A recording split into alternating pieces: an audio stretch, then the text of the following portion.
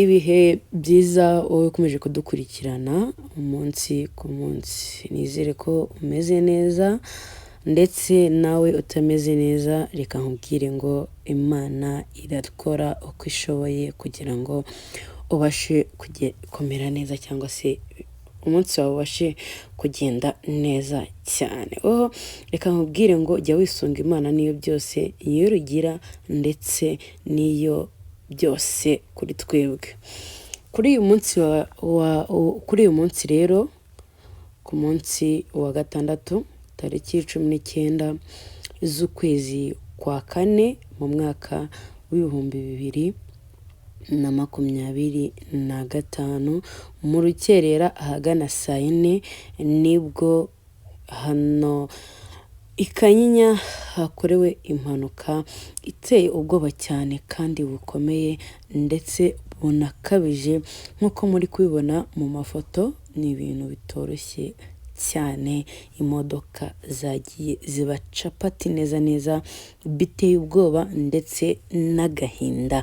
Ese ko mu minsi yashize habaye impanuka, imodoka nini cyane ikiberangura mu gishanga kandi ariko uyu musozi, ese kubera iki? Twakwibaza ngo izi mpanuka ziri kuba umunsi ku munsi ziri guterwa n'iki, kandi zikaba mu gace kamwe cyane cyane. Kuri uyu munsi wa none rero ukuntu byagenze, ni imodoka ya Ritiko yari iri kuva mu karere ka Rubavu aho tuzi nka Gisenyi, yari ihetse abagenzi ariko haje kubamo ikibazo bageze ahangaha i Kanyinya. Abantu bahazi, bari barahubatse ibitaro bya Covid, ni mu bice by'i Kanyinya uri kuzamuka urya i Musanze.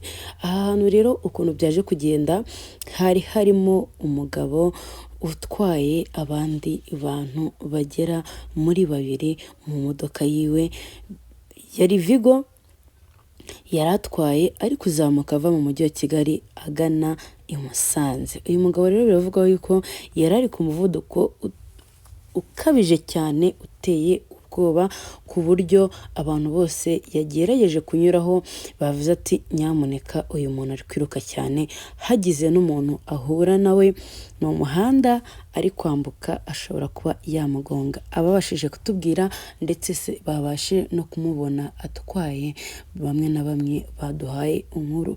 Rero ukuntu byaje kugenza ni uko yahuye n'indi modoka yari iri kumanuka, ubundi iyo modoka abona igiye kudepansa. Mu kudepansa iyo modoka imutera amatara imubwira yuko ibintu ahantu ari kudepasiriza atariho, kandi iyo modoka ikurikiwe na Ritiko, ariko uno musore yanga kubyumva. Si n'umusore ahubwo ni umupapa, ndaza kubasobanurira buri kimwe, ntago biba byoroshye.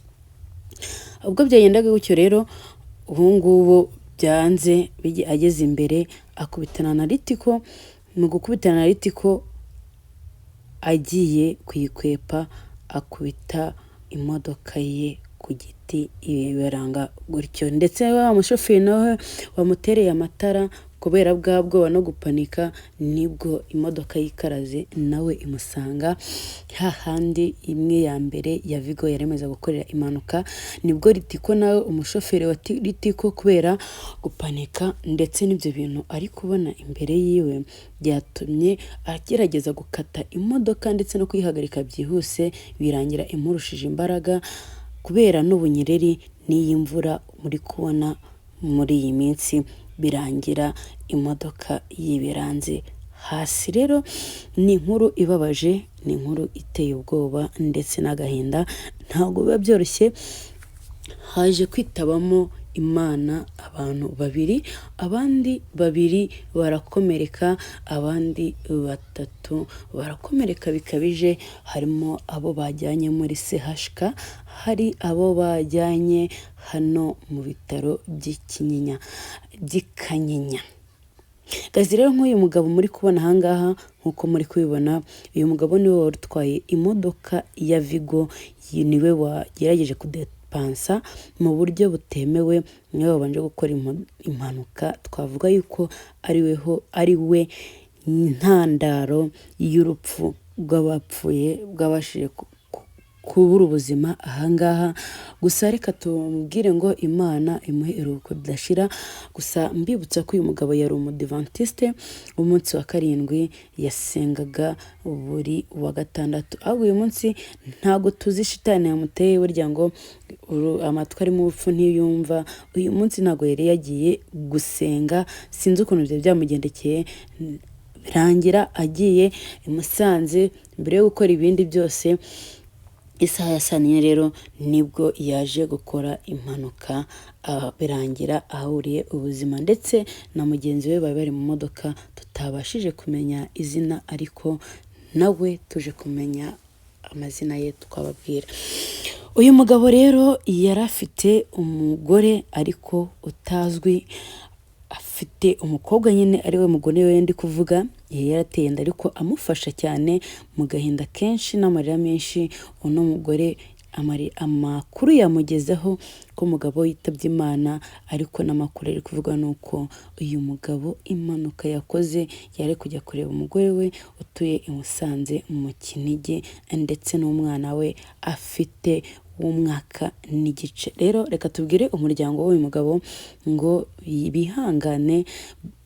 bihangane bakomere, Imana irahari, niyo byose kandi niyo kwiringirwa. Uyu mugabo rero amadini yasengeragamo yababaye cyane, kuko yababaga hafi, yari umukristo, yari umuntu usenga cyane, ariko bababajwe nuko babuze umuntu ukomeye, umuntu w'agaciro muri bo. Ni ukuri Imana imuhe iruhuko ridashira, tuzongere guhura mu bwami bw'ijuru umunsi natwe tuzisangayo. Ikibazo rero kiri kubazwa kuri uyu musozi kinakomeye cyane, kiri kugira giti hamaze iminsi myinshi ari kuba impanuka. Bamwe ati ni igihu, hano hantu amasaha ya mu gitondo haba hari igihu gikomeye cyane ku buryo n'imodoka zitabasha kureba ahantu zijya. Abandi nabo bati ni abashoferi baba basinze, wagira ngo ntago baba bazi ibyo barimo, wagira ngo baba bari gutwara batazi ibyo berekera. Murabizi ko mu minsi yashize habayeho kugonga imodoka yarimo abanyeshuri, utwana dutoya cyane rwose, twari turi mu cyapa turi kwinjira mu modoka y'ishuri, bikarangira babagonze, imodoka yaba bayigonze. Utwana tumwe mwari mubizi ko turi gutakamba ati mama papa, ariko babashije kurokoka nubwo hari ababuriye mu buzima. Reka twihanganishe imiryango yabo, ariko tuvuga ngo ni iyihe mpamvu iri gutuma uno musozi uri kubaho impanuka cyane mu buryo bukabije. Biteye ubwoba, ntabwo byoroshye, ni inkuru ibabaje kandi ikaba inateye ubwoba cyane, kuko kubona uyu munsi wa mbere impanuka iba, nta n'amezi 2 arashira hakaba habaye indi, nta yandi arashira nabwo hakaba habaye indi. Ni ibintu bitoroshye nyine no kubyakira biragoranye. Nk'abantu batuye n'ahangaha kubona bahora bafite ubwoba nk'ubu ngubu, bati rimwe imodoka ni twebwe izaruhukiraho cyangwa se ni twebwe izagonga. Ni ikibazo gikomeye cyane kandi kinumvikana, kuko murabibona ko uyu mugabo rwose yari n'umuririmbyi, ariko ahabura ubuzima kuri uyu munsi wa none ku itariki 19 z'ukwezi kwa 4 mu mwaka w'2025. Rwose ndabinginze nyamuneka mwezwe hakiri kare, kuko ntawe uzi igihe azatahiranya mukabyara mugaheka. Mwezwe mutunganira Imana, kuko ntawe uzi igihe azagendera, kugira ngo basi naramuka anagiye azagende yejejwe, afite umutima umenetse, ku buryo ntacyo Imana izamushinza. Rero naha dusojereje ikiganiro cyacu. Imana ni muri uko dashira.